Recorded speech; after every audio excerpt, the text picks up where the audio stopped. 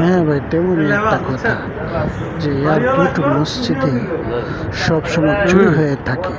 তেমনই একটা বিষয়, এই যে লোকটিকে দেখতেছেন আনসারের সাথে দাঁড়ানো, এই লোকটি মোবাইল চুরি করতে গিয়ে ধরা পড়ে। এখন আপনারাই বলেন এই লোকটির কি সাজা হওয়া উচিত? মানুষ ভিতরে আসতে পারে না, নামাজ পড়তে পারে না এই এয়ারপোর্ট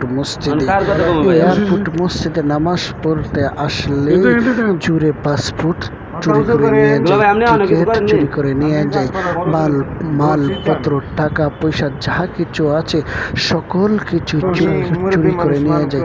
এখন আপনারাই বলুন এই চোরটিকে কি করা উচিত? এই চোরটিকে কি শাস্তি দেওয়া উচিত? এখন এই চোরটিকে আমরা পুলিশের হাতে হস্তান্তর করতেছি। যদি দেখা যায়, যদি কেউ মামলা দেওয়ার মতো লোক থাকে তাহলে পুলিশ মামলা নেবে। দেখি কি করা যায়, কারণ এই চুরির জ্বালায় আমরা এয়ারপোর্ট টিকতে পারতেছি না। খুবই কঠিন অবস্থা। এখন আপনারাই বলুন এই চোরকে কি করা যায়? কারণ চুরি করে